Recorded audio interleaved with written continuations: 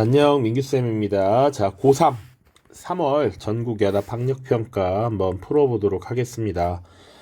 자, 이제 여러분들 작년 수능부터는 2020년에 처음 발행된 교과서가 적용이 되면서 전근대가 6개, 그리고 근현대가 총 14문항이 출제가 되고 있습니다. 자, 그래서 근현대의 비중이 높아졌고요. 이것들을 잘 이해하고 문제를 푸는 것이 필요해요. 그리고 한국사가 절대평가가 되면서 난이도가 떨어졌다라는 평가가 굉장히 많기 때문에 그것에 대해 약간의 뭐랄까요, 난이도 조정이 있습니다. 그래서 여전히 사실 다른 과목에 비하면 쉬운 과목이 맞지만 과거보다 아주 조금 어려워진다. 그것이 특징이라고 보시면 돼요. 자, 그래서 보통 일단 전근대는 우리가 흔히 선사부터 고대까지 두 문제, 고려 두 문제, 조선시대 두 문제 이렇게 보시면 되겠고요. 그리고 교과서에서 2, 3, 4단원에 해당하는 개항기, 일제강점기, 그리고 대한민국 광복 이후가 각각 뭐 5문제, 5문제, 4문제, 혹은 때에 따라서는 뭐 4문제, 5문제, 5문제, 뭐 5문제, 5문제, 4문제 이렇게 출제가 될 수 있습니다. 자, 그래서 일단 1번부터 한번 쭉 보도록 하겠습니다. 자, 가시대의 생활 모습으로 옳은 것은 요거 선사시대가 문제로 나왔습니다.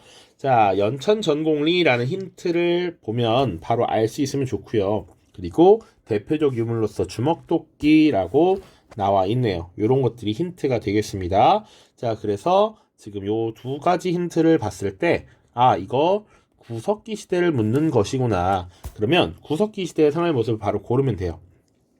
근데 이렇다는 거지, 문제가 여전히. 상평통보라고 하는 건 조선 후기에 사용되었던 동전이죠.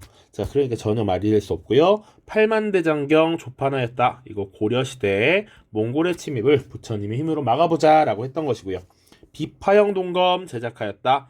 청동기가 되겠고, 철제농기구 철기겠죠. 사용했던 도구가 철이니까. 그럼 정답은 5번 무리를 지어 이동생활을 하였다. 요게 답이 될 것이고요. 만약에 여기서 이동생활 말고 다른 것을 정답으로 묻는다면 무리생활 했고, 그리고 동굴이나 막집에서 거주하였다, 이런 거 나올 수 있겠죠. 그리고 사냥, 채집을 통해서 식량을 얻었다, 이런 것들이 나올 수 있겠다, 그렇게 보시면 됩니다. 자, 2번 보겠습니다. 가에 들어갈 내용으로 가장 적절한 것은, 우리 모둠은 가의 주제로 발표하기로 했잖아. 관련 인물에 대해 조사해봤어. 그래서 원효 나와 있고요. 원효의 대표적인 이제 주장들 있지. 일심사상이라든지 화쟁사상이라든지 이런 것도 우리가 배운 적이 있을 겁니다. 자, 그리고 이 원효하면 불교의 대중화라고 하는 것을 굉장히 중요하게 우리가 다뤘었죠. 그래서 나무아미타불만 외치면 누구나 극락, 불교식으로 천국, 불교식 천국이라고 생각하시면 돼. 갈 수 있다면서 아미타 신앙을 백성들에게 전파했대. 그리고 의상이란 인물, 그래서 관음신앙, 현세 고난에서 벗어날 수 있는 관음신앙, 이런 것들, 이거 다 지금 고대의 불교라고 하는 종교죠. 불교. 그러니까 정답은 2번이 되겠습니다. 신라의 대표적인 승려들이었고 불교의 대중화, 이렇게 지금 설명을 했잖아요. 그치? 자, 1번 보겠습니다. 고대의 천신신앙이라고 하면 하늘 자체를 신으로서 받들고 제사를 지낸다라는 겁니다. 그래서 보통 천신신앙이 어디 담겨 있느냐? 각국의 건국 이야기에 많이 담겨 있었어요. 건국 이야기, 혹은 단군 신화 같은 거 있죠? 그것도 고조선의 건국 이야기니까 보통 이런 것들이 하늘과 인간 세상을 연결시켜서 그 지배자의 권위를 하늘로부터 부여받았고, 그러면서 통치자의 권위를 확보하는 이런 모습들이 나타난다. 자, 고구려의 도교 장려책.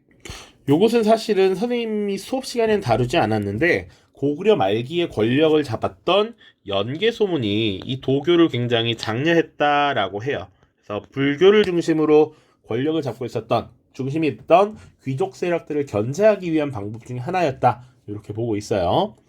4번 고려말 성리학의 수용이라고 하면 안향에 의해서 들어왔다 라는 것. 그리고 뭐 이재현 같은 인물들도 원나라의 만권당, 원나라의 학자들과 만권당에서 교류하였다 뭐 이런 얘기 나오고요. 뭐 정몽주, 정두정 같은 인물들도 고려 말에 성리학을 공부했던 신진사대부 세력들이었죠. 자, 정답과는 거리가 멉니다. 조선 후기 문화의 새 경향이라고 하면 이 시기 문화, 서민 문화의 발달, 판소리, 민화 뭐 이런 것들, 그래서 사회 비판적, 풍자적인 요소들이 많이 등장했다. 이런 것들을 볼 수 있습니다. 3번입니다. 자료의 상황이 전개된 시기를 연표해서 옳게 고른 것은 바야흐로 금이 전성기를 맞아서 우리나라를 신하로 삼으려 하고 있다. 여러 사람이 어지럽게 논의하였는데 공이 홀로 따지며 아래였다. 이때 권신이 임금의 명을 제멋대로 정하여 신하를 칭하면서 서약하는 글을 올렸다. 지금 금나라가 강성해져서 우리나라를 신하로 삼았다.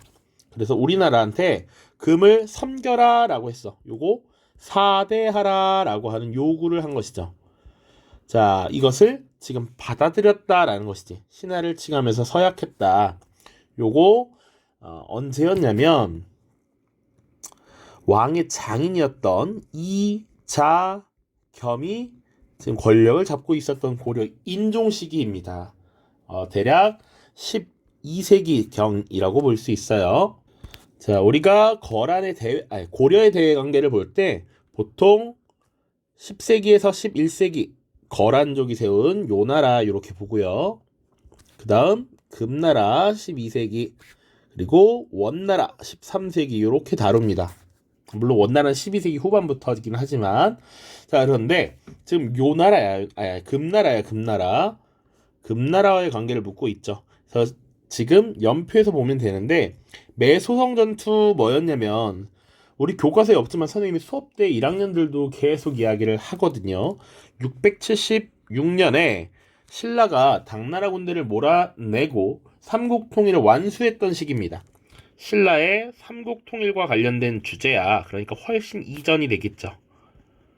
자, 그리고 발해가 멸망한 것 926년 누구에 의해 멸망하냐면 위에다 쓸게요. 연도를 똑같은 데다가 자, 거란이 세운 요나라에 의해서 무너져요.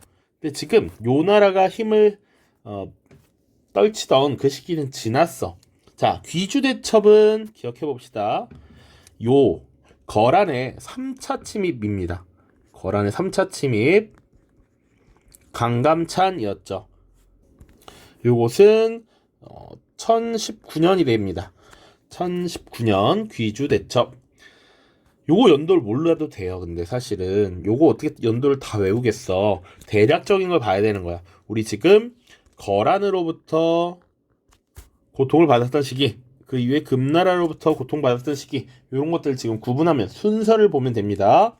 자, 강화도를 천도한 건 언제냐면 강화도 천도한 것은 일단 원나라의 침입이 있었을 때이죠. 그리고 보통 이 시기는 연도로는 1232년입니다. 연도보다는 지금 원나라의 침입을 받고 당시 최씨 정권의 두 번째 지배자였던 최우가 몽골과의 항전을 위해서 개경으로부터 수도를 강화로 옮긴 것이었지. 그래서 정답은 지금 3번이 되는 겁니다. 귀주대첩과 강화천도 사이, 거란족의 침입, 원나라의 침입 사이에 금나라의 침입, 4대 요구 이런 거 우리 다뤘으니까 대략 이 고려의 대외 관계에 대해서 순서를 잘 알고 있느냐라는 걸 물어보는 거예요. 공민왕이 즉위한 것은 14세기입니다. 1351년이 되겠고요. 위화도 회고는 1388년. 고려가 사실상 정치적으로 기울고 나서 있는 일이죠. 이렇게 보시면 되겠습니다. 요거 난이도가 조금 느껴졌을 것이다. 4번입니다. 가에 들어갈 장면으로 가장 적절한 것은 7년간의 전쟁 땡땡땡땡이라고 하고 주요 장면이 밑에 있대요. 의병을 일으키는 곽재우, 진주성을 사수하는 김시민 이런 것들을 통해서 요게 임진왜란인 거 알아? 라고 지금 묻고 있어요. 자, 그래서 정답을 고르는 건 쉽지 않은데 일단 지문을 파악하는 게 조금 어려울 수 있다. 물론 아직 여전히 쉽다라고 말은 하지만 여러분들이 사실 한국사를 완전 내려놓고 하지 않는다면 조금 뭐야 싶을 수 있다라는 것이죠. 자, 그래서 임진왜란과 관련된 장면을 여기 하나 추가하면 됩니다. 1번 삼전도에서 항복하는 인조, 요거 병자호란과 관련된 설명입니다. 그리고 수의 대군을 물리치는 을지문덕, 특히 살수대첩을 얘기하는 것이죠. 그러니까 시기로는 자, 병자호란이니까 요건 연도 알면 좋아요. 1636년 17세기고요. 살수대첩은 7세기 초반입니다. 612년이에요. 3번 외교담판을 벌이는 서희, 고려가 거란의 1차 침입을 막아낼 때입니다. 그래서 10세기 후반이 되겠습니다. 자, 한산도해전에서 승리하는 이순신. 그래서 요거 못 찾으면 좀 곤란하죠. 임진왜란과 이순신을 연결 못하면 선생님이 가끔씩 하는 와타시와 니혼진 데스 해야 됩니다. 알겠죠? 5번 처인성에서 적장을 사살하는 김윤후. 요거는 고려인데 몽골의 2차 침입을 막아낼 때가 되겠고요. 몽골의 2차 침입이니까 시기적으로는 13세기 초가 될 겁니다. 대략 한 1230년대가 되겠죠. 지금 강화도로 천도할 때가 요 시기니까요. 아마 1232년 뭐 요 정도 될 것 같습니다. 자, 5번 보겠습니다. 밑줄 친 정변에 대한 설명. 우리 사건을 정변이라고 표현하는 건 사실은 하나 있어, 하나. 아니다. 두 가지 있죠. 고려시대의 무신정변과 개항기 때 갑신정변이 있죠. 자, 근데 보자고. 이 우표의 인물은 우편 업무를 담당한 우정총국의 총판이었던 홍영식이었다. 그는 1884년 우정총국 개국 축하연에서 위에 이거는 뭐 몰라도 돼요. 자, 여기가 핵심이지. 김옥균 등과 함께 정변을 일으켰다. 그럼 당연히 갑신정변이 될 것이다. 갑신정변. 그러면 갑신정변 왜 일어났느냐? 혹은 어떻게 되었느냐 설명 보면 되죠. 자, 그래서 1번 비변사가 설치되는 계기가 되었다. 요것은 뭡니까? 자꾸 변경지역, 국경지역에서 외인들의 소동이 많이 일어났다라는 것이지. 그래서 외인들의 소동을 보통 외란, 난동을 일으켰다 이렇게 부르고요. 단 임진왜란은 아닙니다.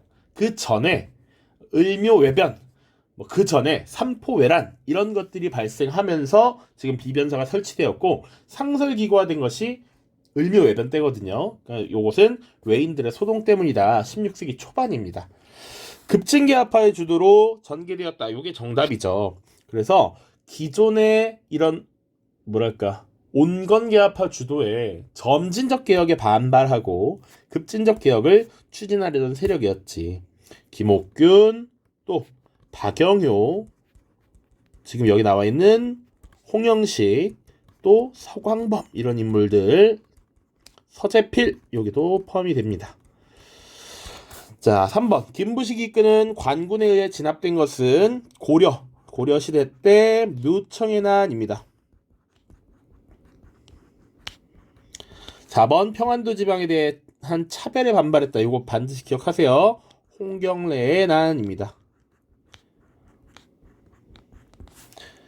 훈구 세력과 사림 세력의 대립으로 발생한 것은 4차례나 있었던 사화죠. 사림들이 화를 입었다라는 겁니다. 자, 6번 보겠습니다. 가왕에 대한 설명으로 옳은 것은 확장 현실 버스를 탑승하신 승객 여러분 환영합니다. 지금 창문 스크린으로 보고 계신 것은 가왕이 자신의 아버지인 사도세자의 무덤으로 행차하는 모습입니다. 이거 하나 힌트고요. 조선 22대 왕인 이 인물은 수원 화성을 건설했고 장룡령을 설치하고 규장각을 육성하는 등 업적을 남겼습니다. 자, 이 왕이 누군지 힌트를 통해서 알 수 있겠나요? 바로 정조가 되겠죠. 정조. 정말 안 되겠어. 그러면 선생님 우리 수업 때 열심히 외웠던 그런 것도 있죠. 태정태세, 문단세, 예성연중, 임명선, 광인효연, 숙경영, 정 하면 22대가 됩니다. 정순, 헌철, 고순, 정입니다. 정. 자, 정조와 관련돼서 지금 근데 자료를 굉장히 많이 줬습니다. 아빠 사도세자, 수원화성 건설, 장용령 설치, 규장각 육성. 그럼 이왕에 대한 설명으로 옳은 것은 찾아보자고. 1번 과거제를 도입하였다. 이것은 고려의 광종이고요. 화랑도를 국가적 조직으로 개편한다 라는 것은 신라의 진흥왕 때입니다. 진흥왕. 훈민정음을 반포하였다. 요거 조선의 킹갓 제너럴 세종이고요. 정답은 4번이 되겠죠. 상평 정치를 추진했습니다. 자, 조선에서는 여러 왕이 출제가 될 수 있는데 대략 보면 조선을 건국한 태조 이성계, 그리고 태조 이성계의 다섯째 아들이었던 태종 이방원 나올 수 있고요. 또 태종의 아들이자 킹갓 제너럴 세종대왕 나올 수 있고요. 그리고 왕 자체를 물어볼 수 있는 건 이제 또 여럿 있지만 보통 선조나 인조는 임진왜란과 병자호란이라는 사건으로 물어보지 그 왕의 업적을 묻지는 않습니다. 굳이 따지자면 오히려 광해군 정도 껴있는 광해군 나올 수도 있고요. 그리고 또 출제 가능성이 높은 것은 지금 나온 정조와 그 할아버지 영조가 되겠고요. 인물, 왕은 아니지만 왕의 아버지로서 흥선대원군 정도 나올 수 있습니다.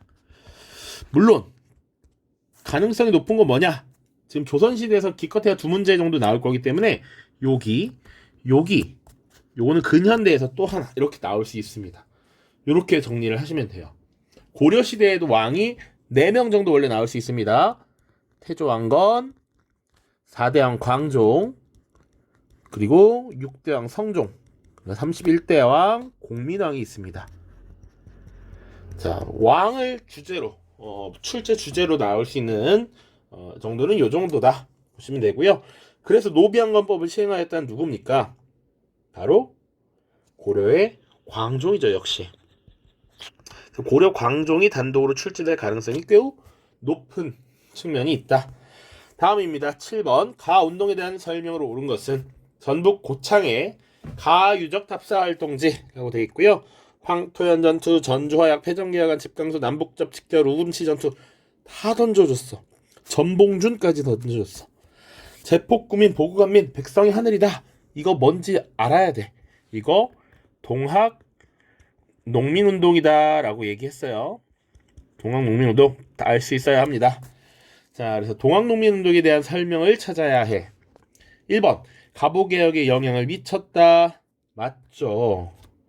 이 동학농민운동이 발생하고서 그 동일한 같은 해에 갑오개혁이 실시되었는데 농민들의 그런 지향점, 바라는 점들이 일부 반영이 되었지. 대표적인 게 뭐가 있습니까? 신분제 폐지하라 이런 거. 그렇죠? 그리고 뭐 신분제 폐지, 과부의 제가 허용 이런 것들 전 근대적인 것들을 법으로서 폐지하라라고 요구한 것들이 받아들여지는 것이죠. 자, 2번입니다. 대한매일신보의 지원을 받았다. 요것은 여러 가지가 있겠으나 우리 한국사 시험에서 묻는 것은 보통 국채보상운동 이것을 설명합니다. 나랏빚을 갚자라고 해서 금면, 금주를 통해서 돈을 모아서 나랏빚을 갚으려고 했던 것이죠. 치안유지법에 의해 탄압받았다. 당연히 뭐 여러 가지 독립운동 그 자체가 되겠습니다.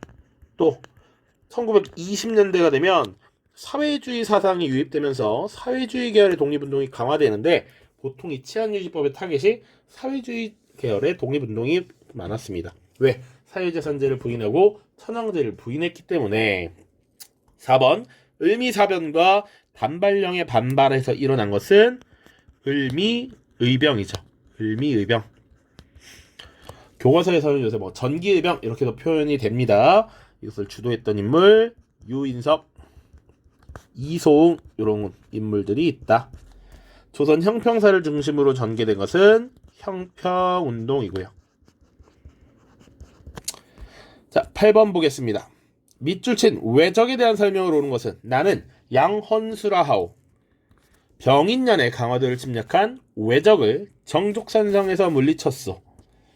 자, 병인년에 발생한 사건인데 외적, 특히 병인년에 양놈들이 와서 요란 법석을 떨고 왔어. 병인 양요입니다.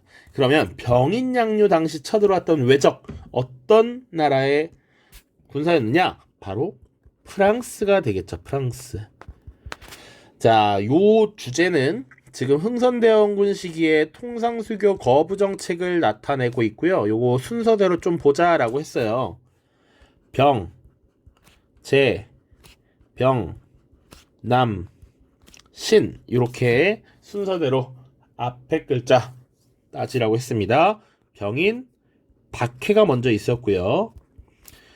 자, 그 다음 이 병인 박해가 배경이 돼서 일어난 사건이 바로 문제에서 다루고 있는 병인 양요였고요. 둘 다 프랑스와 관련이 있었습니다. 프랑스 선교사를 박해한 사건이 빌미가 돼서 쳐들어왔으니까. 자, 두 번째는 제너럴 셔문호 사건. 그 다음은 남연군묘 도굴 사건. 그리고 신미양요였죠. 자, 요 제너럴 셔문호 사건이 배경이 돼서 일어나는 것이 신미양요였습니다. 그래서 요것은 미국과 관계가 있었다.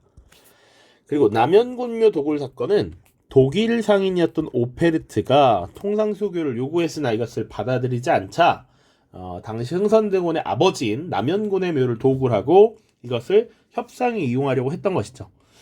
자, 요거 좀 알고 있냐라고 묻는 거예요. 그리고 프랑스가 그러면 어떤 일을 했는지 한번 보자라는 얘기야. 자, 1번 거문도를 점령하였다. 요 영국에 대한 설명입니다. 러시아의 세력이 한반도로 내려오려고 하자 지금 영국이 한반도 남쪽 지역에 있었던 섬인 거문도를 점령하면서 일종의 러시아에 대한 시위를 벌였던 것입니다. 운요 사건을 일으킨 외적은 일본이고요. 저령도 부산에 있는 한 섬을 가져가겠다라고 했던 것은 러시아였고요. 그리고 이 병인 양요 당시에 외교장각 도서를 약탈한 것이 바로 프랑스입니다. 프랑스. 자, 그리고 운산금광 채굴권을 차지하였다. 이것은 미국에 대한 설명이 되겠습니다. 자, 이렇게 보시면 됩니다. 9번 문제 보겠습니다. 자료의 상황이 전개된 시기에 볼 수 있는 모습으로 가장 적절한 것은 이라고 되어 있습니다. 자, 짐은 여러 차례 사양하였으나 끝내 거절할 수 없어서 금년 10월 12일에 환구단에서 하늘과 땅의 제사를 지내고 황제의 자리에 올랐다. 천하의 칭호를 정하여 대한이라고 이름 붙이고 이 해를 광무원년으로 삼는다. 자, 이 해를 광무원년으로 삼는다라는 건 광무라는 연호를 사용했다라는 것이죠. 자, 이 시기, 지금 이 시기는 바로 기존의 조선이라는 나라가 이제 대한제국이라고 하는 황제국을 선포한 것이다. 이렇게 보면 되겠습니다. 자, 1번 독립신문을 읽는 지식인, 요게 정답이 돼요. 사실은 그 독립신문이라고 하는 거 자, 1896년에 발간이 시작되고요. 이후에 독립협회가 결성됩니다. 협회 결성 같은 해예요. 자, 그리고 나서 이 독립협회를 중심으로 여러 지식인들이 이제 청나라로부터 독립을 이루고 우리가 독립된 국가를 건설하자라고 해서 지금 이 대한제국 선포가 이루어지거든요. 그러니까 아관파천으로 러시아 공사관에 도망가 있던 고종이 돌아오게 되고 이렇게 지금 황제국을 선포하게 된 것이지. 자, 나머지 볼게요. 원산총법 요거는 일제강점기 노동쟁의의 사례죠. 1929년의 일이고요. 화백회의는 신라니까 훨씬 예전 일이죠. 그리고 집현전이라고 하면 조선 전기 집현전이란 기구는 세종 때 만들어졌으니까 요거 맞지 않는다. 별기군 교관을 공격하는 군식군인은 이모 굴란이라고 하는 사건이죠. 1882년이 되겠습니다. 자, 10번입니다. 선생님의 질문에 대한 학생의 답변으로 가장 적절한 것은 9. 백동화 무효에 관한 곳이라고 해서 백동화는 이제 내년 1월 1일부터 쓰지 마라. 그래서 기한 내로 교환을 청구해서 손해를 당하지 않도록 하라. 자, 원래 사용하던 백동화라는 화폐를 쓰지 않고 새로운 화폐를 쓰겠다라는 것이죠. 요것은 지금 화폐 정리 사업이라고 하는 것을 알고 있니? 라고 물어보는 겁니다. 자, 이 고시가 발표된 배경은 화폐 정리 사업을 실시했기 때문이에요. 정답은 5번이 되겠습니다. 자, 암태도 소작쟁이, 요거 전남 신안에 있는 한 섬이고요. 이 지역에 소작농들이 많이 농사를 짓고 있었는데, 당시 지주였던 문제철이 거의 70%의 소작료를 걷어가자 이에 대한 반발으로 일어났던 것이 암태도 소작쟁이였습니다. 그래서 1923년 일어났던 일이고요. 핵심 내용은 높은 소작료가 배경이 되겠죠. 그러니까 지주 문제철에 의한 높은 소작료, 그러니까 암태도 소작쟁이가 일어났어요. 2번 신군부 세력이 권력을 장악하였어요. 요것은 1979년에 있었던 12.12 사태, 그 이후 80년에 5월 광주 민주화운동 등등이 되겠습니다. 이런 것들이 왜 일어났나요? 그러면 기존의 대통령이었던 박정희가 11.6 사건으로 죽고 권력의 공백이 발생했습니다. 그런 사회적 혼란, 민주화에 대한 요구, 이런 것을 짓밟고 신군부가 권력을 장악했어요. 이렇게 되겠지. 3번 경제개발 5개년 계획이 마련되었어요. 이것은 실제로 이승만 정권 시기에 미국의 원조 경제, 원조에 의존하는 이런 경제 체제가 굉장히 불안함을 많이 가져왔고, 그래서 4.19 혁명 이후 교체된 장면 정부가 경제개발 5개년 계획을 수립하였죠. 물론 5.16 군사정변 이후 권력을 잡은 박정희에 의해서 이것이 수정돼서 시행되기도 합니다. 4번 미국의 원조로 300산업이 발달한 것은 이승만 정권 시기고요. 여기는 아까 장면 정권에서 만들어지고 박정희 때 수정돼서 시행됐다. 이렇게 보시면 되겠네요. 11번입니다. 다음 자료를 활용한 탐구 활동으로 가장 적절한 것은, 자, 취지서 보시면 조선의 상품이 다른 상품보다 품질이나 가격 면에서 다소 불리하더라도 민족 경제상 이익을 위해 우리 상품을 애호하며 구매해야 한다. 직접적으로는 실업계의 진흥과 융성을 도모하고 간접적으로는 사회의 발전과 진보를 꾀하며 무궁화 삼천리가 2천만 민족의 낙원이 되기를 갈망하는 바로다. 이렇게 돼 있어요. 자, 그래서 이것을 시작했던 것이 조만식 등 70명이라고 되어 있습니다. 요것이 힌트고요. 결국 국산품 애용하자라는 것이지, 국산품 애용, 그러면 요것과 관련된 활동은 물산 장려 운동이 되겠죠. 그러니까 정답은 5번 이렇게 되겠습니다. 물산 장려 운동.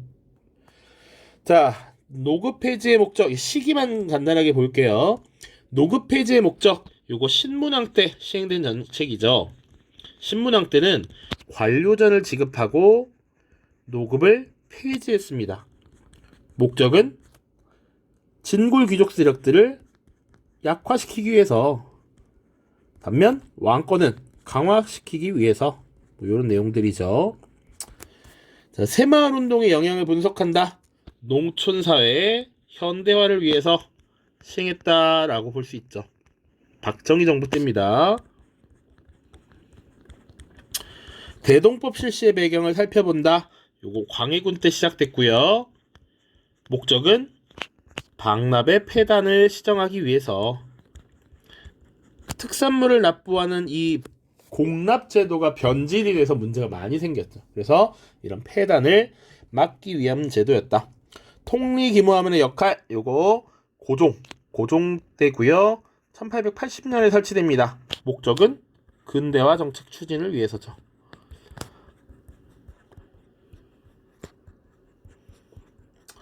자, 12번입니다. 밑줄 친 전쟁 시기에 볼 수 있는 모습으로 가장 적절한 것은, 히다카는 징집을 받고 떠나면서 나에게 이런 얘기를 했다. 아시아 민족의 해방, 좋은 말이야. 그렇다면 선결 문제는 조선의 자치나 독립이겠지. 그런데 기껏 한다는 것이 참 시기명이라니. 자, 징집을 받았다. 전쟁에 참여한다라는 얘기입니다. 일본식 이름을 강요한다고 뭐가 달라지겠나? 묻지 못할 넌센스지. 중국으로 떠난 히다카는 1년도 못 가서 전쟁이 희생양이 되고 말았다. 이 전쟁은 지금 1930년대 후반 이후 전개된 것이죠. 그러니까 2차 대전 이후 라고 보통 보는 게 맞고요. 조금 더 시간을 앞당기더라도 1937년에 있었던 중일전쟁, 그리고 1941년 이후 태평양전쟁을 포함한 2차 대전이 되겠죠. 그러니까 지금 1930년대 이후의 모습으로 적절한 것을 고르라는 얘기입니다. 1번 관민공동회, 요것은 1898년입니다. 그래서 독립협회가 주관했던 관민공동회라는 것을 지금 제시하고 있는 것이니까 시기적으로 맞지 않고요. 조선태영령을 집행하는 헌병경찰, 요것은 1910년대였습니다. 자, 일제강점기에 볼 수 있는 모습, 요거 고르는 것은 1910년대, 20년대, 30년대 후반 구분을 할 수 있어야 된다라고 얘기했는데, 요것은 1910년대 무단 통치 시기였죠. 그러면 이때 시행했던 거 쭉 이어질 수 있지 않나요? 라고 한다고. 그런데 1910년대 이 무단 통치는 20년대 때 사실 중단되죠. 중단.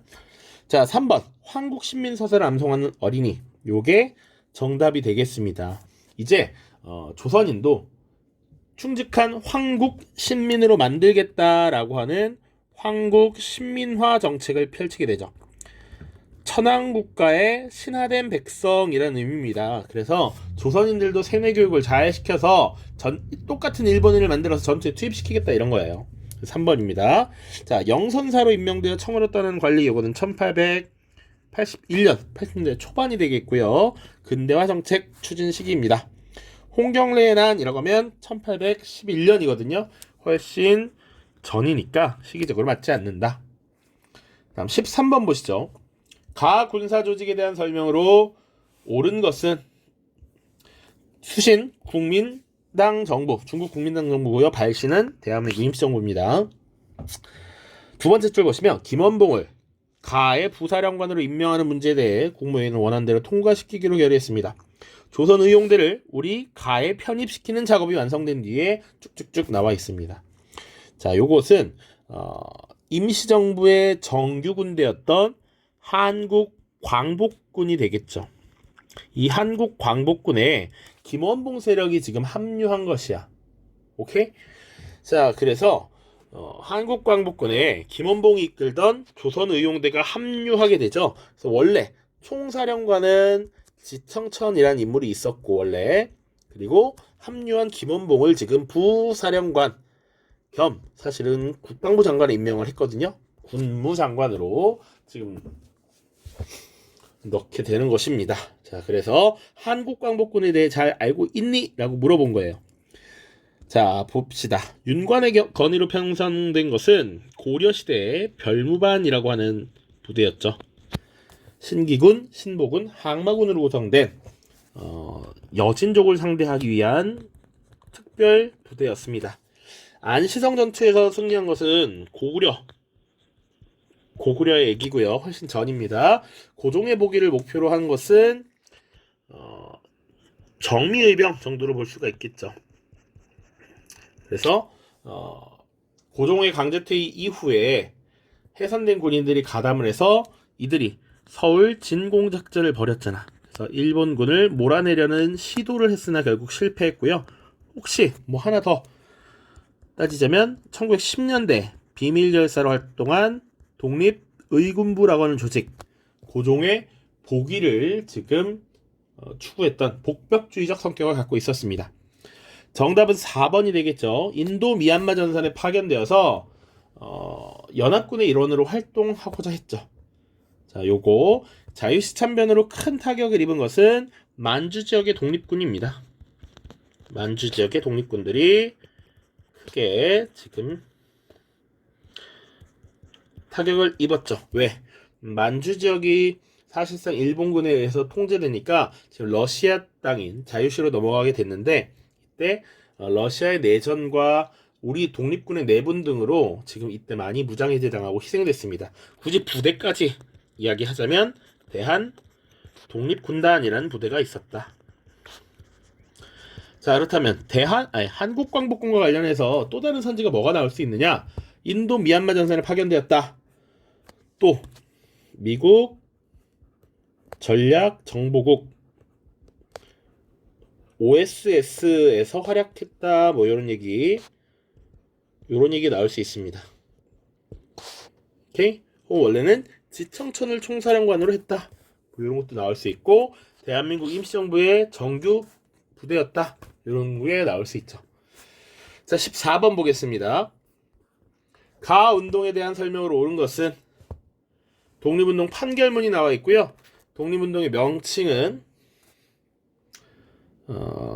비어 있습니다.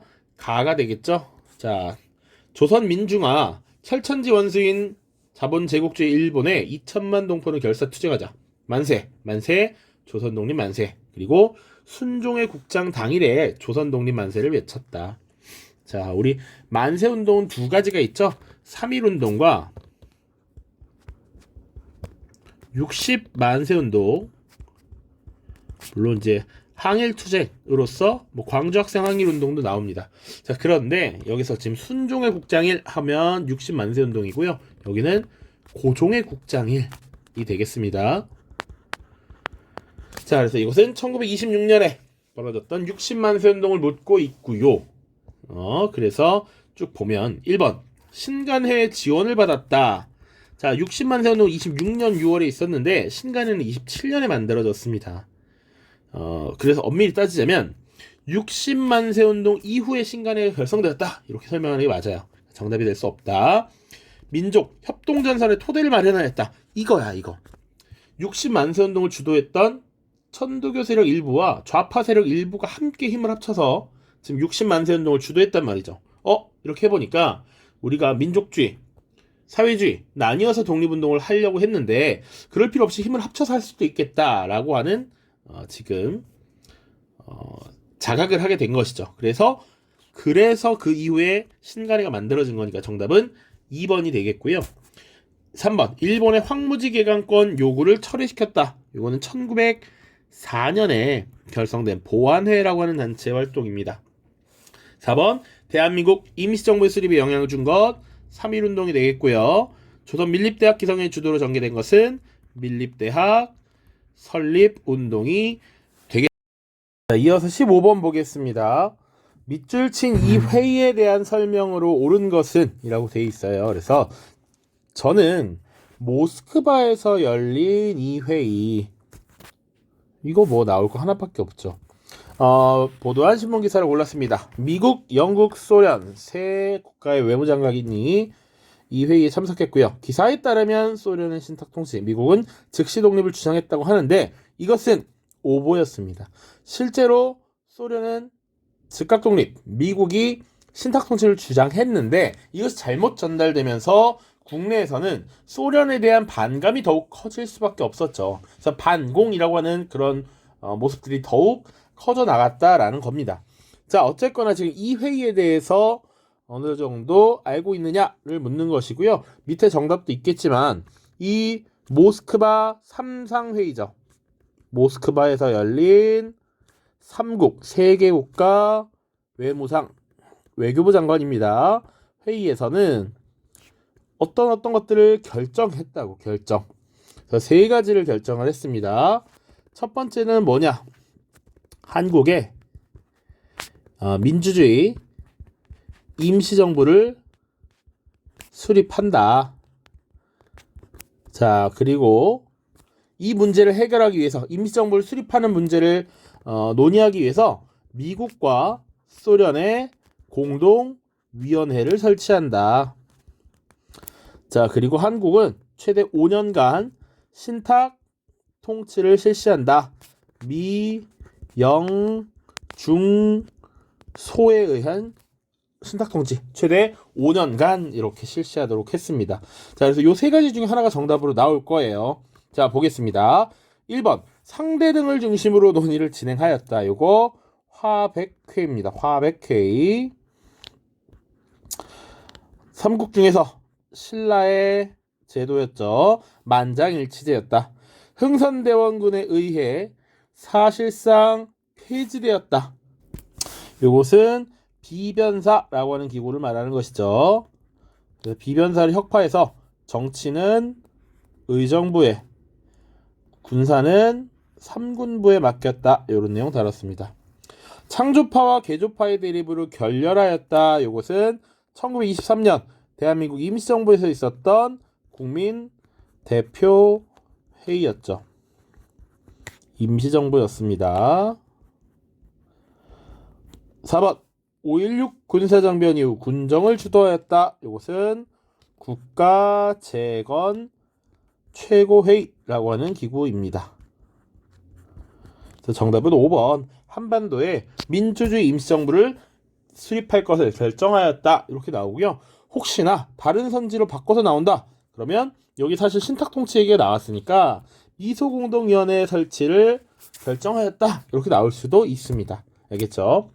물론 이것은 평가원 기출은 아니기 때문에 요것이 변형되지는 않겠지만 나중에 6월, 9월 문제를 볼 때 이런 식으로 접근을 할 필요가 있다.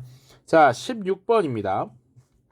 가에 들어갈 내용으로 적절한 것은 자, 기억은 한성순보라는 것을 발간한 기관이래요. 그리고 니은은 교조신원 운동을 벌였던 충청도의 한 지역입니다. 자, 잘 알지 모르겠는데 자, 초기에 한성순보라고 하는 건 최초의 신문이었죠. 이런 신문을 발간하는 기관은 박문국이었습니다. 자, 그리고 1893년 교조신원운동은 충청도의 보은이라고 하는 지역에서 일어났죠. 그래서 기억은 박은식인데 그럼 박은식을 설명하는 걸 찾아보라 라는 얘기입니다. 굉장히 꽤 재미있게 지금 나왔는데요. 1번 한국 통사를 저술한 인물 박은식 맞나요? 그렇죠.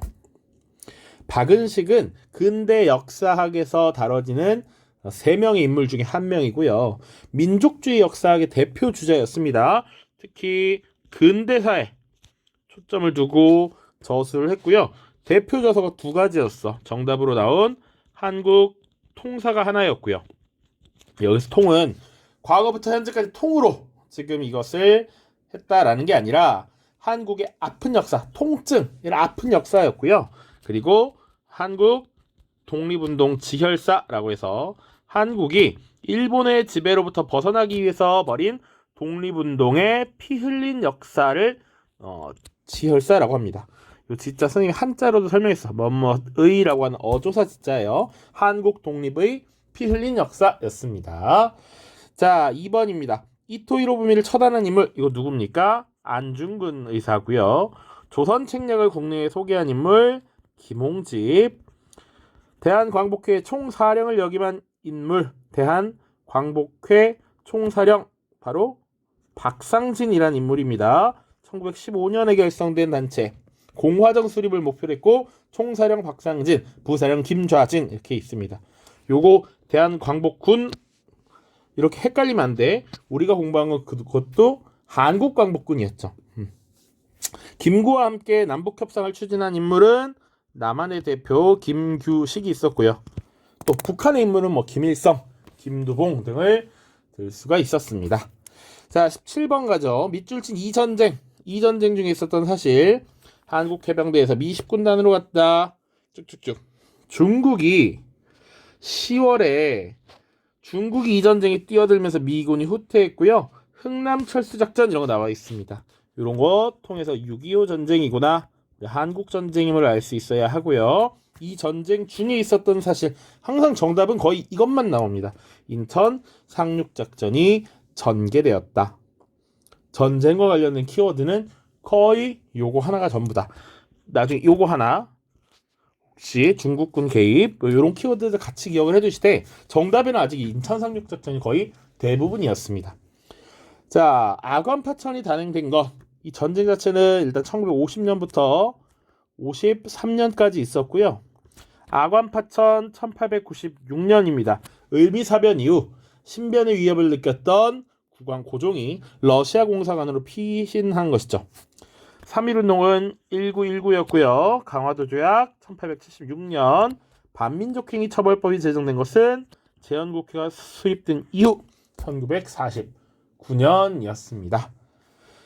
자, 18번입니다. 다음 자료를 활용한 탐구 주제로 가장 적절한 것은 대통령은 통일주체 국민회의에서 무기명 투표로 선거한다.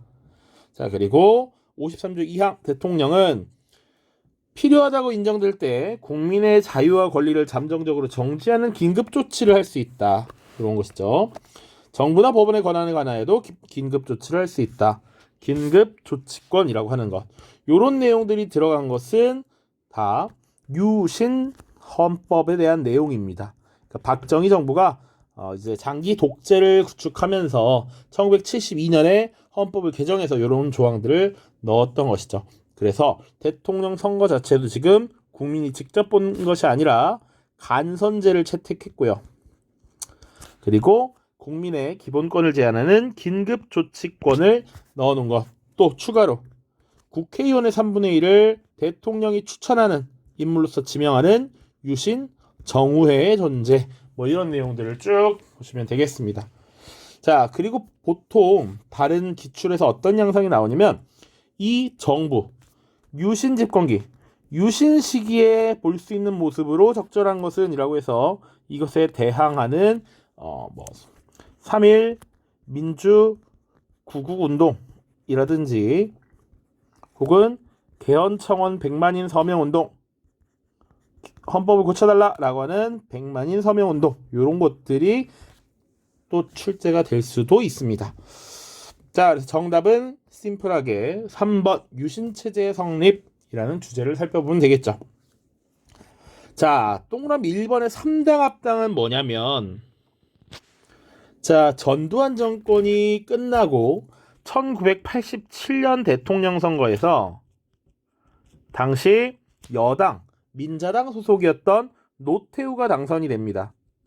자, 이 노태우가 당선은 됐는데 당선될 수 있었던 배경은 야당의 정치 거목이었던 김영삼과 김대중이 나뉘어서 분열했기 때문이었어. 그래서 대통령 선거는 이겼지만 그 이후에 국회의원 선거에서 패배하면서 여소야대 국회가 형성이 됩니다. 여당이 인원이 적고 야당이 인원이 많았다라는 겁니다. 그러다 보니까 국회의 동의를 얻지 못해서 국정 운영을 하기가 어려워지는 상황이 나타났고요. 그 이후에 그래서 노태우가 이끄는 민자당과 YS 김영삼이 이끌었던 통일민주당 그리고 JP라고 하는 김종필이 이끄는 신민주공화당이 세 개의 정당이 당을 합쳐서 거대 여당을 구축합니다. 자, 이렇게 여당에 소속이 된 김영삼이 다음 대통령 선거에서 당선이 되는 이런 모습이 나타나죠. 자, 붕당 정치의 전개는 조선 시대고요. 사림이 권력을 잡게 된 이후에 사림 내부에서 정치적 학문적 입장에 따라 분화하는 것 얘기했습니다. 북학파의 실학사상, 농업중심개혁론, 상공업중심개혁론 이런 얘기했었고요. 좌우합작위원회는 해방 이후 미군정 하에서 지금 좌우의 대립이 심화되고 이것이 봉합되지 않고 정부가 분리될 위기에 처하자, 분단의 위기에 처하자 이것을 봉합하려는 나름의 노력이었습니다. 여기서 활동했던 대표적인 인물 좌파 여운형과 우파 김규식 같은 인물들을 좀 기억해야겠습니다. 자, 19번입니다. 자료의 선언이 발표된 배경으로 가장 적절한 것은 요거 아까 설명했던 3당 합당 이전의 얘기예요. 잘 봅시다. 자, 여야 합의하에 조속히 대통령 직선제 개헌을 하고 새 헌법에 의한 대통령 선거를 88년 2월 평화적 정부 이양을 실현토록 해야겠습니다. 만에 하나라도 위에 제한이 관철되지 않을 경우 저는 민주정의당 대통령 후보와 당대표 위원직을 포함한 모든 공직에서 사퇴할 것임을 아울러 분명히 밝혀두는 바입니다. 자, 요것이 뭐냐면, 자, 1987년의 상황을 봐야 합니다. 선생님이 수업 때는 1987이라는 영화도 보고요. 했을 텐데 6월 민주항쟁과 관련된 이야기이죠. 기본적으로는 직선제 개헌 요구가 국민의 시대적 요구였습니다. 그러니까 박정희 유신 때부터 전두환 때까지 계속 거의 체육관 선거라고 하는 대통령 간선제로서 대통령을 선출했는데 국민들은 국민의 손으로 직접 지도자를 뽑고 싶었다라는 것이지. 이런 걸 요구했었고 이런 걸 요구하는 과정에서 사실은 대학생들의 엄청난 시위가 있었습니다. 그래서 1월 달에 서울대생이었던 박종철이 고문치사당하는 사건이 발생하고요. 이것이 은폐되려고 했었죠. 자, 그래서 이에 대한 반발 시위가 계속되었고요. 중간에 당시 대통령이었던 전두환이 4월 13일에 직선제 개헌을 받아들일 수 없다. 지금은 대통령 선거가 얼마 남지 않았기 때문에 그것은 시기상조이고 원래 하던 대로 간선제 할 거야. 그리고 나는 지금의 헌법을 지킬 거야 라고 하는 4.13 호헌 조치가 나타나게 되죠. 자, 이거에 대한 국민적 불만이 또 터질 수밖에 없는 것이지. 그리고 박종철 고문치사 사건의 그런 진실도 막 드러나기 시작합니다. 그래서 6월에 연세대에서 시위가 있었고요. 이때 시위에 나섰던 이한열이라는 대학생이 잠시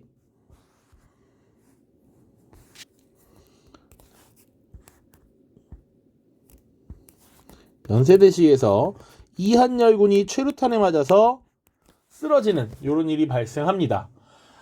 이것이 신문에 보도가 되고요. 이것이 6월 10일 전국적인 민주항쟁으로 확산이 되는 것이죠. 자, 이 당시 시민들의 이런 저항에 위기감을 느꼈던 정부 여당과 정부 여당 대통령 그리고 정부 여당의 총재였던 노태우가 이 상황을 타개하기 위해서 직접 6.29 선언이라고 하는 것을 발표하는 겁니다. 6.29 선언. 그래서 이 6.29 선언의 핵심적인 내용은 지금 여기도 있다시피 직선제 개헌을 받아들이겠다. 이거 해달라라고 대통령에게 요구하는 모양새를 취하고 대통령이 이걸 수용함으로써 좀 6월 민주항쟁이 그런 노력들이 어느 정도 성과를 거뒀다라는 것이죠. 그리고 나서 사실은 88년 2월에 대통령 선거가 치러집니다. 이때 정부 여당 민자당의 소속 노태우와 그리고 통일민주당 대선 후보 YS 너무 칸이 작네요.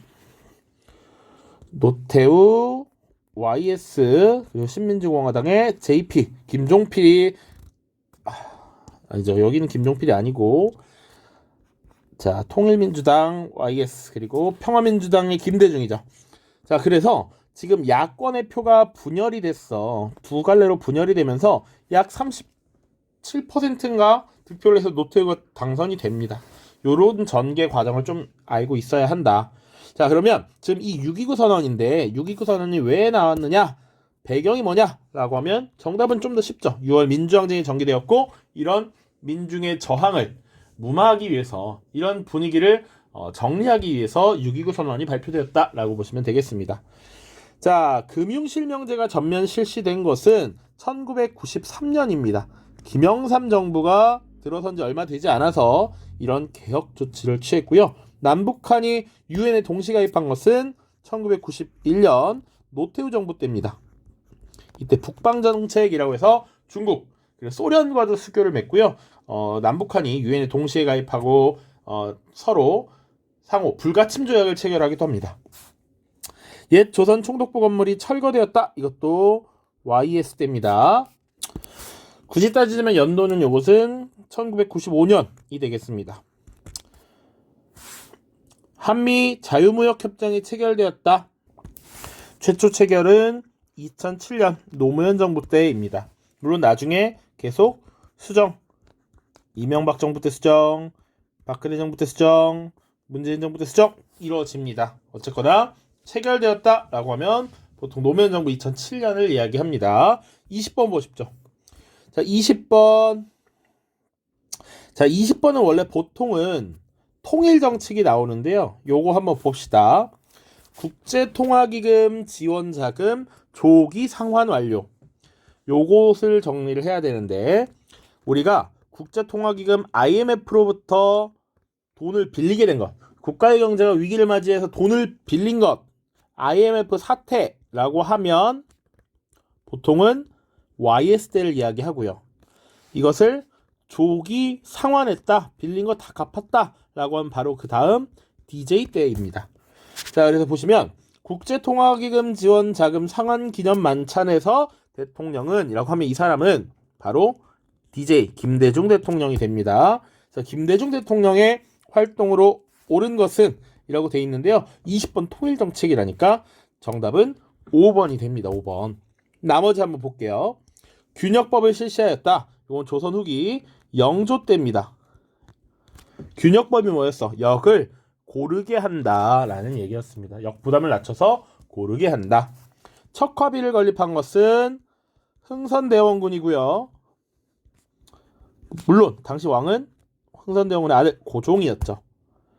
자, 6.3 시위를 진압하였다. 이것은 박정희 대통령입니다. 자, 6.3 시위가 뭐냐면 1965년에 우리가 한일협정이 체결됩니다. 한일협정. 과거 일본의 식민지배에 대한 문제가 있었고 그것을 이제 해소하고 국가 간의 관계를 회복시킨다라는 내용이었어요. 근데 이게 65년에 체결되면 65년에 딱 며칠 동안 끝낸 게 아니라 몇 년 동안 그 논의 과정이 있었다고. 자, 그래서 이런 논의가 이루어지고 있다라는 소식이 전달돼서 1964년 6월 3일에 서울의 대학생들이 반대 시위를 벌인 게 6.3 시위입니다. 요것을 추진했던 게 박정희 정부니까 박정희 정부 때 진압을 했죠. 3.15 부정선거를 자행한 것은 이승만 정부입니다. 자, 그래서 이승만 정부 때 3.15 부정선거 단행해서 부통령 이기붕을 어떻게든 지금 당선시키려고 했던 것이고 이것이 문제가 돼서 결국 4.19 혁명이 촉발되었죠. 자, 그래서 정답은 5번 북한 정상과 회담하였다. 그래서 6.15 남북 공동선언이라는 것을 발표했다까지 같이 알고 있어야겠죠. 자, 지금 요 통일정책 나왔는데 하나만 정리를 하자면 통일정책은 정답으로 나올 수 있는 건 4가지 정도 있습니다. 시대별로 정리를 해볼게요. 개인적으로는 3가지라고 생각하는데 요새 기출에 자꾸 4가지가 언급이 돼서 첫 번째 연도로 기억해 둡시다. 1972년 하나, 1991년 하나, 2000년 하나, 2007년 마지막입니다.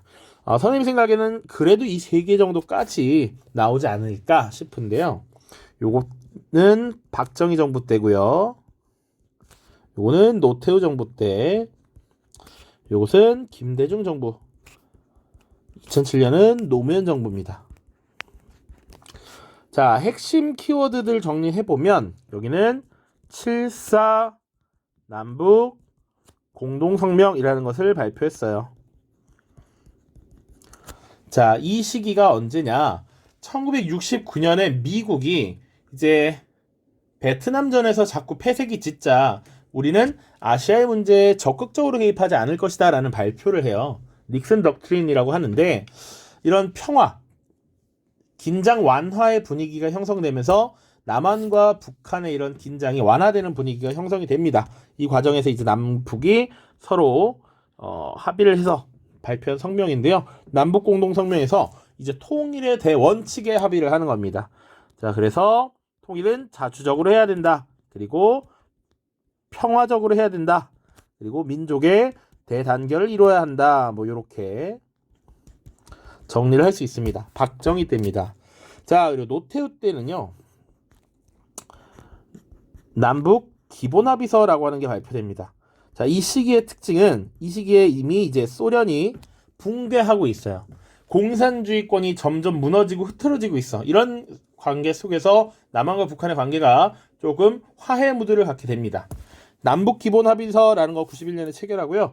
그에 따라 뭐 상호 불가침 조약 체결하고요.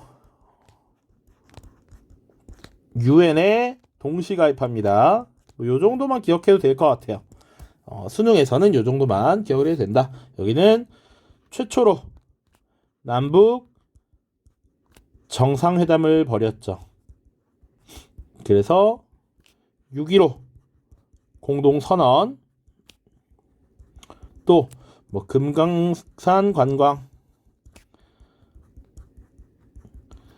이런 것 좀 보시면 될 것 같고요. 여기도 두 번째 정상회담 벌였다. 개성공단 사실 계획은 김대중 정부 때 했는데 개성공단이 운영되었다. 뭐 요 정도 보면 되지 않을까 싶어요. 요 앞에 세 개에서 거의 다 정리가 될 겁니다. 기출이 그랬습니다. 이렇게 통일 정책 쭉 보면 좋겠네요. 자, 굉장히 길었습니다만 한국사 사실 여전히 난이도가 높진 않지만 중간중간 까다로운 문제가 분명히 있다. 예를 들면 지금 이 18번은 근데 선지가 너무 쉬워서 뭐 아무튼 아까 연표 같은 거 있죠? 고려시대 연표 같은 거 이런 것들 3번 이런 거 좀 까다로웠을 수 있겠다. 여러분들 공부 안 하면 풀기 뭐 했다. 그러니까 옛날에는 그냥 예전에 들어놓은 거 가지고 대충 풀면 다 풀 수 있었어. 근데 요새는 조금씩 난이도가 늘어나면서 지금 우습게 넘어가서는 안 될 수도 있다. 그 정도로 정리를 하겠습니다. 고생 많으셨고요. 6월, 9월 평가원 문제가 또 나와 봐야 할 것 같은데 그 전에 가급적 그 중요한 주제들을 중심으로 해서 내용 정리를 좀 하도록 하겠습니다. 모두 고생 많았습니다.